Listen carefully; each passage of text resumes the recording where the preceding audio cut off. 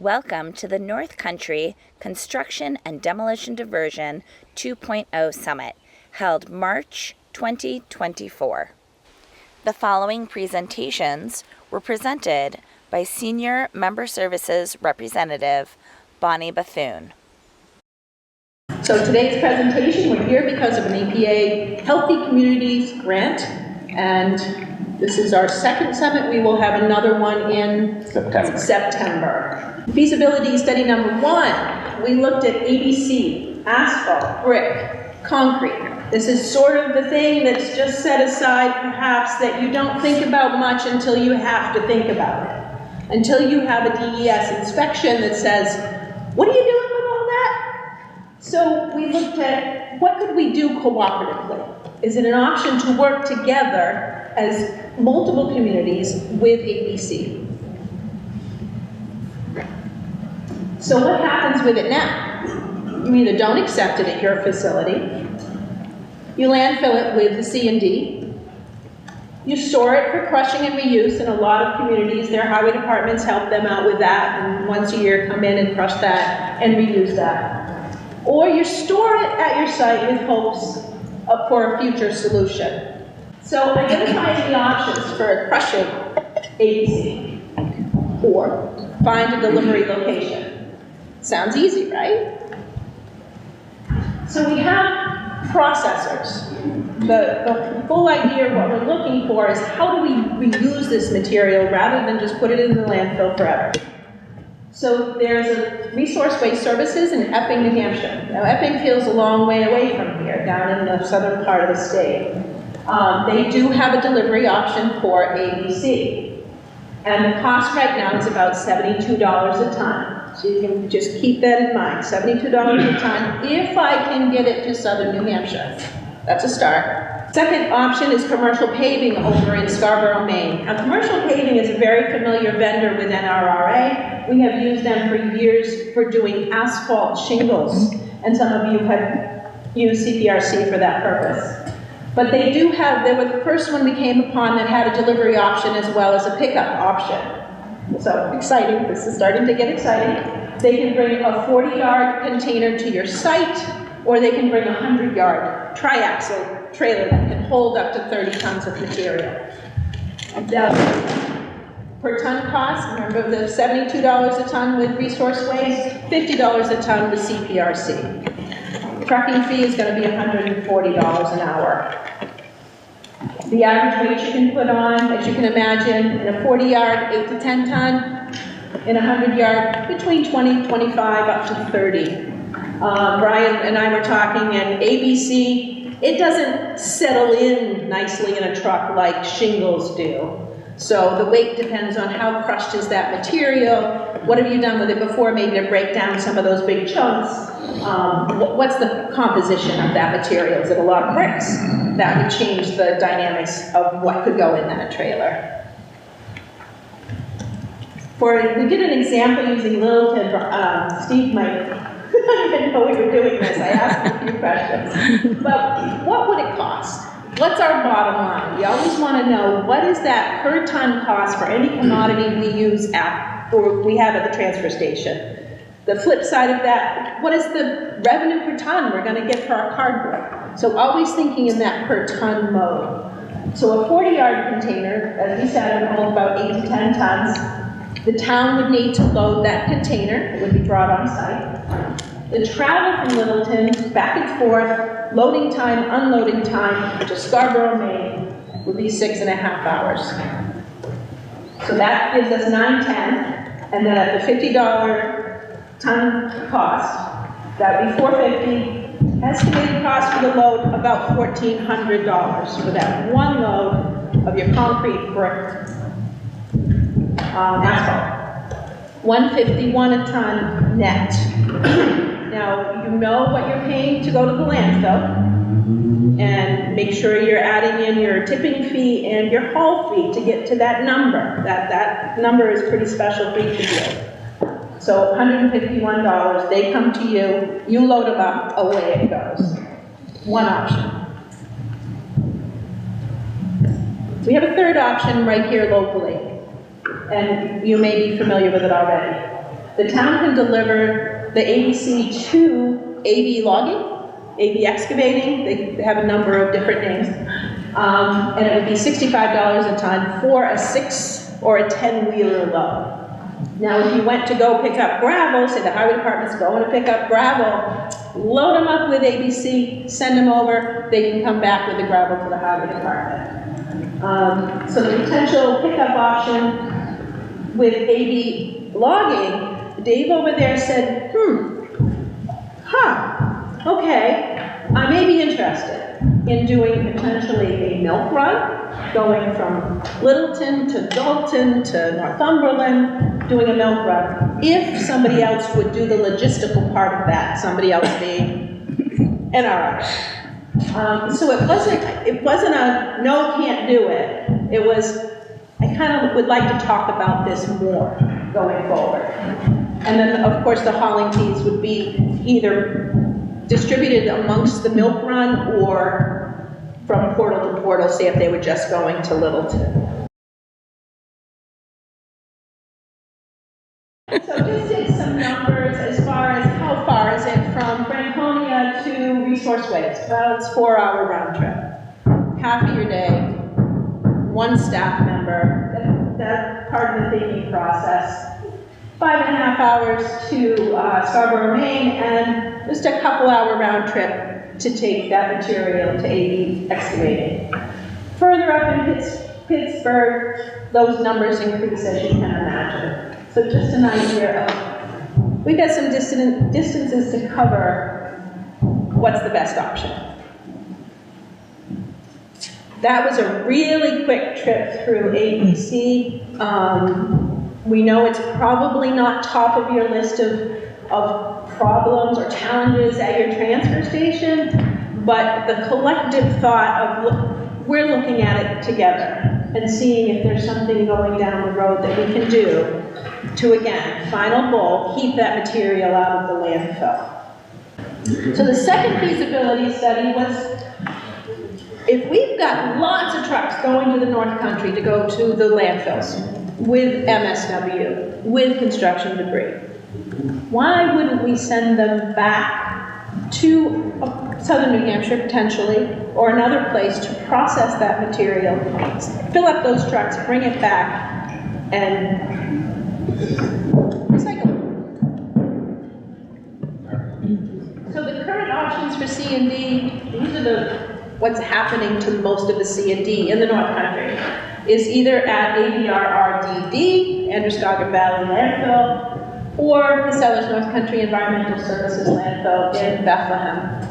The average cost is between $150 and $170. And I guess what I learned from this was C&D is far more expensive than MSW. And it sort of struck me when I was looking at the average costs. And as you mentioned over here, we've sort of been ignoring this big component of our waste stream. So we just wondered, could backhauling be an option? And I'll explain a little bit further. Backhauling is something we do in the recycling industry a lot. When we have a load of plastics going back from New England to Michigan, that truck that's hauling it has already been to New England with product. So we're sending plastics back to be reprocessed and recycled on a backhaul. It happens all the time. It only makes more sense as glass prices go up, as staffing is tough. Fill that truck up both ways. Just what we did. So we looked at consolidating, the potential of consolidating C&D at 1 or 2 transfer stations. Either you have your own you deal with, or you invite other towns to bring construction debris to one central hub and see if we could work that way. So the diversion of C&D from landfills, the chips that would come from the wood component would be used as fuel, not in New Hampshire, but in surrounding states at this point. Again, using that material. And then lowering the number of tons, certainly, that are going into the landfill. We all understand the challenges of landfills coming up in the future, And why are we putting material that can be reused, reprocessed as some other component than actually just throwing it away? So we reached out to 8 processors and haulers, and these are fun conversations. I always think of particularly the haulers as very practical people. They listened to my spiel, they listened to what we were trying to do, and then they either said, nope, can't do it. Or they said, let's talk more. I have more questions. So we talked about the service area, the whole North Country, what happens with C&D once it's processed, and if there was any interest in backhauling that C&D. So we had one vendor, one hauler, out of the 8 that said, I could do that. I could backhaul construction debris from the North Country down to resource waste in Epping to be reprocessed. Now, resource waste in Epping, New Hampshire processes between 80 and 85% of that material, of that construction debris material. That's a big chunk. That's a big number. Then the rest is landfill. So Monadnock Disposal Services is in Jaffrey, New Hampshire. They're a long-standing hauler. They used to be Reds. I still see some of their trucks out there that still say Reds on them. And they have 120-yard live floor trailers. If you all know what a live floor trailer is, it's got the slats in the bottom of the trailer and it walks the material out. It doesn't dump, it walks it out, and out it comes at the end. So they've invested in 16 of these because they obviously haul a lot of material to the North Country to be landfilled, and they would be willing to use that for construction debris. So the town would need to have between 22 and 26 tons of material on site. And typically it's a bunker system, it's a cement pad that you put down, and you collect that material on site. He gave me a haul rate in his 120-yard trailer of between $800 and $1,000. And then the tipping fee at resource waste is $121. Now we're talking 72 here, 151 here, 121 here. Okay, those are kind of all over the place, but they have a good story. Oops. Wow, I can see that is so. So a trial load, say we had 24 tons sitting in Littleton. The tipping fee for 24 tons would be almost $3,000. The haul fee would be about $900. Net cost about $4,000 or $160 a ton. So the question to Steve was, and he's good with his numbers, is what does it cost you now to landfill that material? What's the difference? The comparative cost is $151 a ton. So the question to Littleton, or to any town, is it worth $9 a ton more for me to take that material out of the landfill and reprocess it? So that's the big question. It's about $5,000 a year more to reprocess that material, or at least 85% of it. So that becomes a budgetary question. But it's, I know I was thinking it was going to be a much higher number.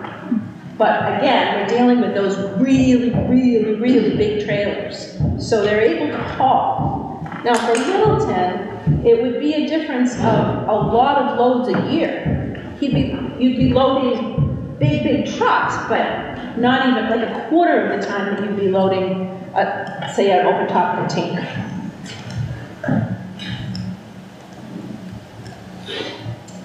And yeah, I knew I had that somewhere.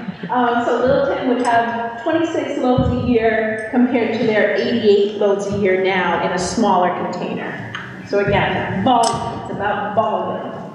The only C&D separation that would have to happen on site in Littleton would be taking out the bulky waste, the furniture, the mattresses, that sort of thing, because that is not something, if you took it to resource waste, it would be very expensive.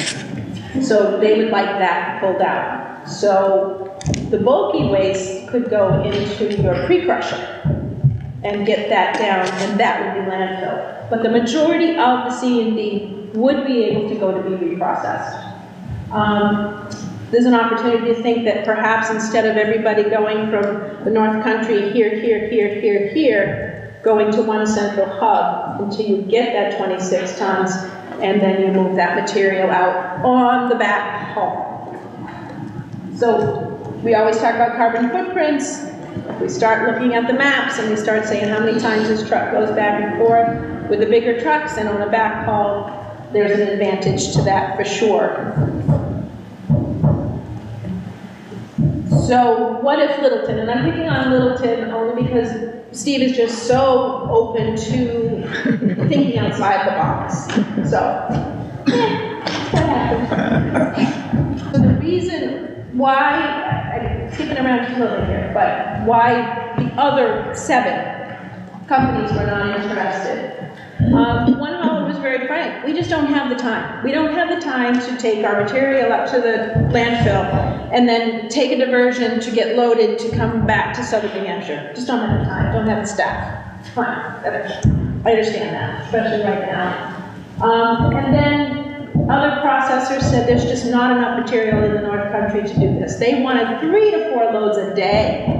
3 to 4 loads of those big tractor trailer loads a day. We don't produce that much in the North Country. And we also talked to a Maine and a Vermont processor, and they cannot take C&D, mixed C&D from New Hampshire. So that was the end of that conversation.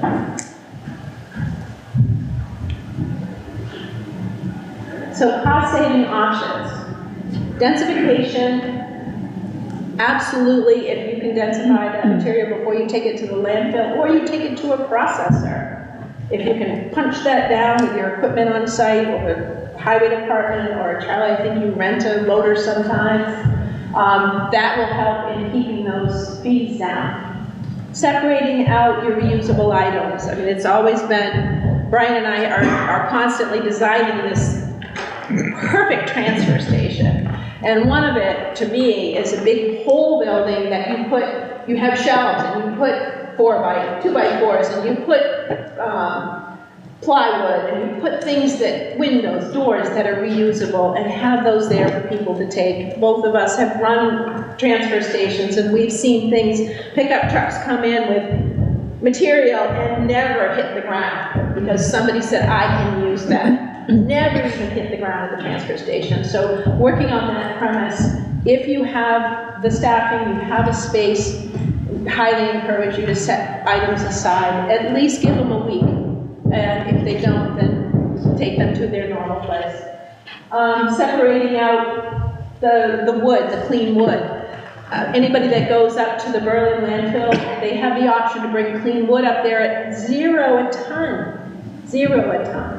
And that's just part of the agreement. As you know, that's a good part of your C&D component. Mattresses, there's a lot of talk about mattresses lately. The landfills don't like them. They don't crunch down and very well, they hate them. So I think we're gonna start to see more options for mattresses and getting those taken care of outside of the C&D component. Certainly we talked about ABC. We do have, I think we only have one member right now that's separating out shingles and shipping that up to CPRC. And again, it comes down to staffing and time. Some of the programs have just gone away, so shingles have been going into the C&D product.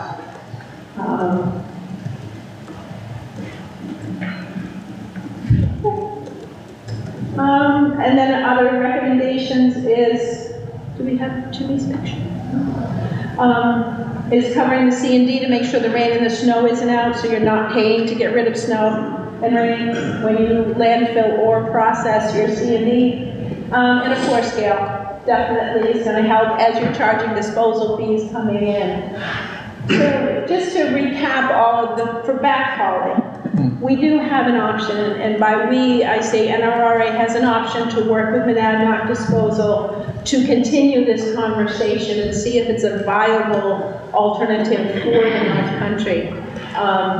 And you know, we can talk about the feasibility. It's feasible. We have somebody who is very, very interested, somebody well established in the industry who understands the value of coming back from the North Country with a full truck. So that's good news. That was it on that. And anything about backhauling and that potential.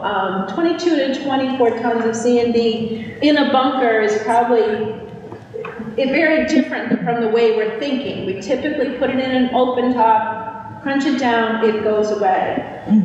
This is thinking about construction debris differently. And always with that component of what is in there that shouldn't be in there, that could be reused. So yeah, that's what we got. Thank you so much.